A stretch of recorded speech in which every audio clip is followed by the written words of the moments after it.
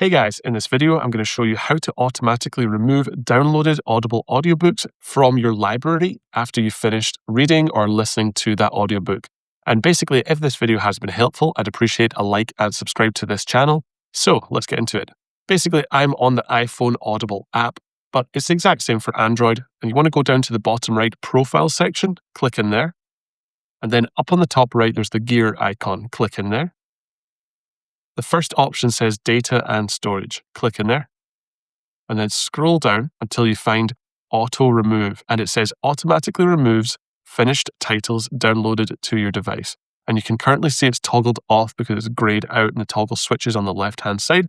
But if you select the toggle, it turns it on, makes it green, and that's when you know that it has been toggled on. So from here on out, if you purchase any audiobooks or podcasts or sleep tracks on Audible, and then you download them to your device through the library, once you listen to that title and then finish the entire book or podcast or whatever, basically this setting is going to remove that download from your device and free up some storage space so you can download more titles in the future. So guys, hopefully this video has been helpful. If it has, I'd appreciate a like and subscribe to the My Tech Mastery YouTube channel.